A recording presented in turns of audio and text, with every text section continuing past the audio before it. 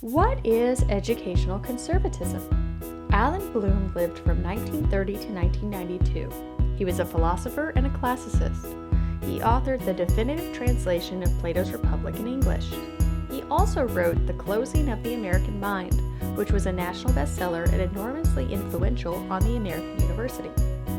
It's easy to confuse political conservatism with educational conservatism, because the same people often hold to both positions, as did Bloom himself.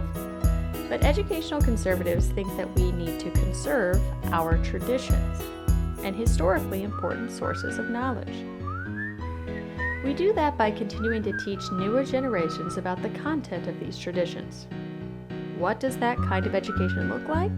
The answer is a great book's education. One thing you should note is that this is not evangelical conservatism. Evangelical educational conservatism is the sort of education that Betsy DeVos supports. Betsy DeVos is our current Secretary of Education under President Trump. Evangelical educational conservatism opposes science. For example, evolution suggests that the Earth is more than 6,000 years old. That is, it's roughly 4.3 billion years old.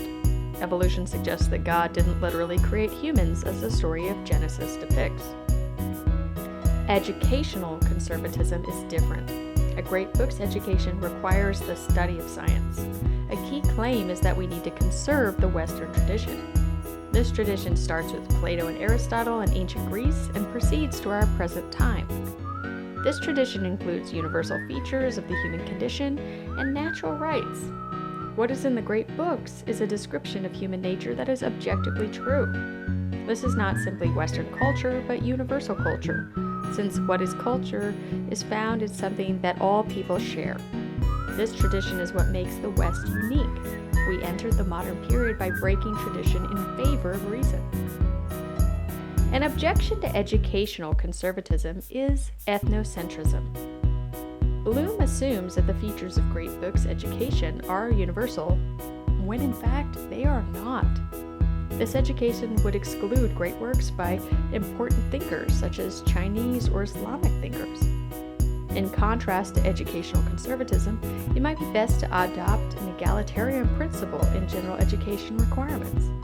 This would be the requisite education nearly everyone would need for a life in a modern democracy, and will include a thin conception of what it means to live a good life.